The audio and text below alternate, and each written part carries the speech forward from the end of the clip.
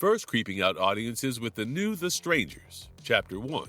In 2024, the film quickly set the stage for a full-blown trilogy, directed by Rennie Harlan, based on Alan R. Cohen and Alan Friedland's screenplay. The movie can be called a reboot of the original 2008 Strangers by Brian Bertino. After the success of the original, Bertino wrote and produced its follow-up, The Strangers, Pray at Night, 2018, directed by Johannes Roberts. Now, with Harlan's trilogy in motion, the franchise has expanded into a much broader film series, leaving us with a cliffhanger ending in the prequel and our hands itching for answers. The Strangers Chapter 2 is set for its nationwide release in the U.S. on September 26, 2025. That gives you barely a week to track down every little detail of the previous movies chronologically before you can click on Confirm Booking. Don't worry, that's where I come in today, to brush you up about everything that you need to know prior to entering the theater with a massive bucket of popcorn. Personally, cheese caramel does it for me. Before we go into our explanation, we have a very small request. If you like our content, please support us by subscribing to our channel. This is a small click for you, but for us, it means a lot. Thank you. Let's begin.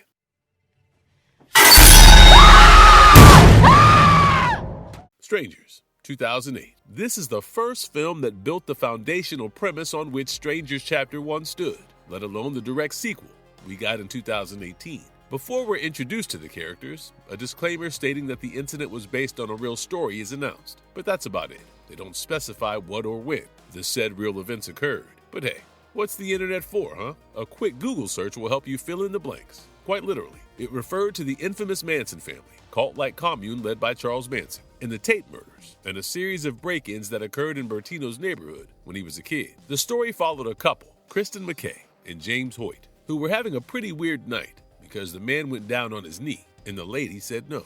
Oops, a romantic road trip was not on the cards anymore, but the couple still chose to spend the night at James's childhood summer home, which he decorated specially, hoping Kristen would say yes. Awkwardness 101. However, they didn't have to steal embarrassing glances for long, because soon a strange young woman arrived and knocked on the door, asking whether a girl named Tamara lived there. The couple sent her away with a negative answer, nothing too out of place as of now. However, after having a discussion about their car, Kristen wanted a smoke, which by the way is absolutely understandable. She just rejected James's proposal, and the least she can do is blow off some steam, pun intended. So James, being the loyal partner, went to fetch her some cigarettes. Also, what kind of horror movie would it be if the woman isn't left alone in a house, in the middle of nowhere, after a potentially ominous visit? The tropes played out really well, and the movie slipped into a dark hole of madness in no time. Before James returned, Kristen had already faced the creepy girl again, who went on asking the same question, and a massive masked man in the shadows. The woman quickly realized that she had some unwanted company. James was initially confused about Kristen's claims, but the couple soon faced the wrath of three disguised strangers, the masked man, Dollface, and the pinup girl, as they're known in the Strangers lore. The movie then turned into a full-blown struggle for survival, with things going horribly awry. James and Kristen ultimately lost the cat and mouse chase, and when James was stabbed, a horrified Kristen asked Dollface why they were doing this. She simply stated, "Because you were home."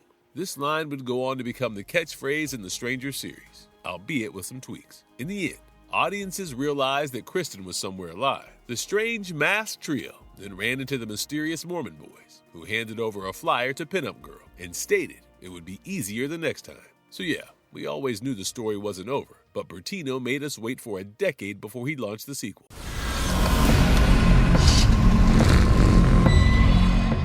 Strangers, Pray at Night, 2018. Turns out, the much-awaited follow-up film had nothing to do with the incidents of the first one. This time around, we get to see a whole new set of characters, Mike and Cindy, and their two children, Kinsey and Lou, who become the target of the same masked strangers' attacks during a weekend getaway at the family's campsite. The progression is pretty much the same. A peculiar girl came knocking, inquiring about Tamara, and soon hell broke loose. This time, the kills were even harsher, with Cindy being stabbed twice by Dollface and Mike getting impaled on a wooden beam. It was definitely a lot easier and brutal this time, as the children mentioned. Kinsey and her brother were the only survivors, and as the former woke up in a hospital bed, she was startled by a loud, thumping knock at the door. That's where the tale left us, with our imagination running wild. Strangers, Chapter 1, 2024. I guess we're ready to dive into the latest movie in the franchise, Strangers, Chapter 1.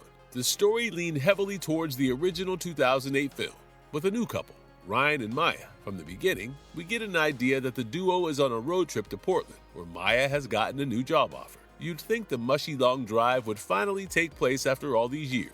But no, apart from a risky, unwise moment of kissing, their escapade had nothing dreamy to offer. The reckless driving phase, which was narrowly saved from an accident, also showed us the fact that Ryan often needed an inhaler and that he had issues with suppressed volatility. Because come on, man, you had no right to be angry at the driver who almost rammed into you while you were busy with your girlfriend's lips. The eerie cliches started playing out, and soon Maya's phone was out of network. GPS was out of options. So at this point, they just drove along hoping to come across a highway. Meanwhile, the two come across a remote town in Oregon named Venus with a population below 500. They went into a local diner and grabbed some much-needed snacks, which is when we also learned that Maya is a vegetarian. As a viewer, you could understand that something is off about the townsfolk, who were not really happy to know that the couple had not yet taken their wedding vows. However, Maya and Ryan chose to shrug off the disapproving looks, but right before leaving, something caught their eyes on the restaurant's wall. It was a poster of a missing person, Jeff Morrell, and on asking what happened to him, the woman on the counter coldly replied that he vanished in the town itself. Like any normal person, Ryan felt iffy and wanted to get out of the place as soon as possible. But that won't make a movie now, will it? His car had broken down, surprisingly and frankly suspiciously broken down. That too, in front of a garage.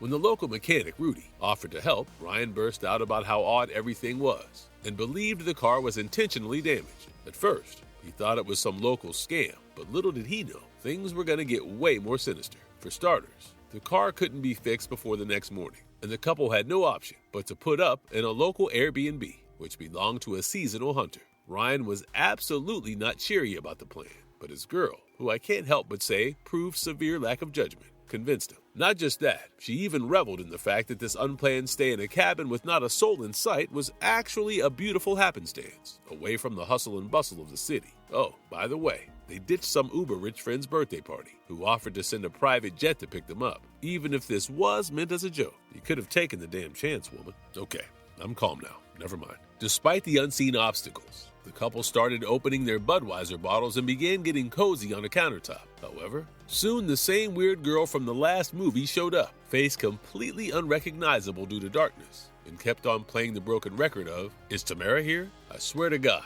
I'm gonna lose my mind if we don't get to know who Tamara is or was by the end of this trilogy." The random girl wasn't the only freaky thing that happened to them. While coming to the cabin, they met two extremely religious boys, who, by the look of it, appeared brainwashed AF. The boys tried to hand out some religious pamphlets, which the couple politely denied. The pamphlet would again be offered to Ryan later, and this time, too, he would refuse to take it. Coming back to the tale in the wooden house, Ryan and Maya shook off the uneasiness and got intimate. Unlike the very first set of lovers, Kristen and James, Maya and Ryan decided to get married and spend their lives together in a heartfelt confession. In the midst of this warm moment, they realized that the bag containing Ryan's inhaler had been left behind in the car, causing the man to go bring it along with some dinner. If you thought I called Maya dumb too soon, you might change your mind now. All alone in this sketchy house, she chose to smoke up, play the piano, and take a nice long shower.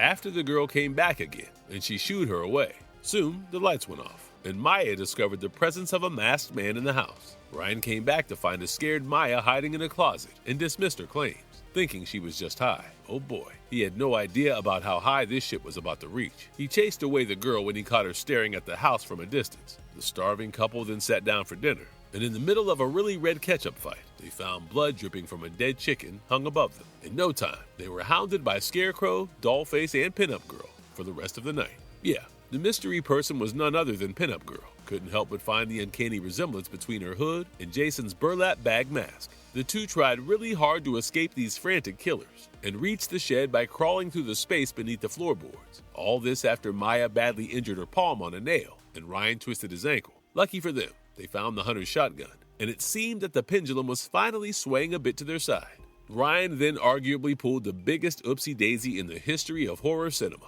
He ended up shooting the owner of the B&B, thinking it was Scarecrow. The poor man got a message from Maya earlier about repairing the fridge and did come to help. He could have been the only way for them to survive this, but nope, he had to die.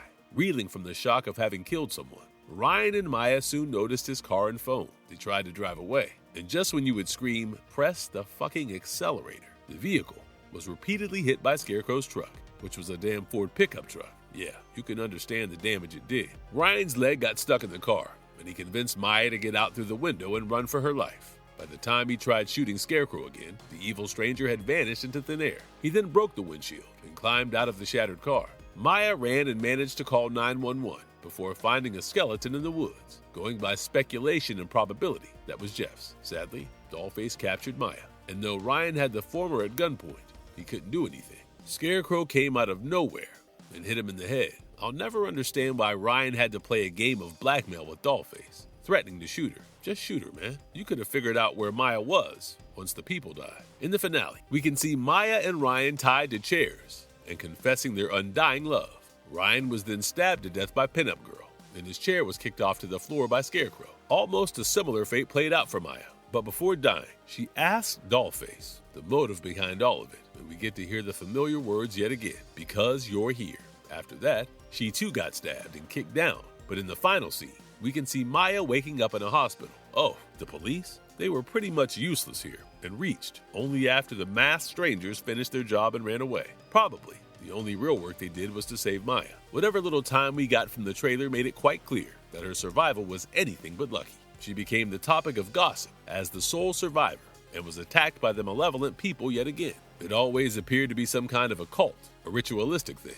And Maya even popped that idea in the trailer. It's only a matter of time till we get to know what Destiny has in store for her. Marvelous verdict. Okay, guys, that's a wrap for today. I know we have a ton of questions. I, for one, can't help but think whether these people are even humans, or if they're just pulling off some Michael Myers kind of stunts, blurring the line between reality and supernatural. Nonetheless, given that the second movie was indicated to pick up right from the events of the last one, Strangers Chapter 1 has done an impeccable job at setting the stage. Hopefully, you like the recap, which we did just because you were here. You see where I'm getting at? Jokes aside, do drop your thoughts in the comments below. I'll catch you in the next one. Bye. And if you liked our content, don't forget to leave a like and subscribe to us if you haven't already. Have a good one and be safe. Thanks, everyone.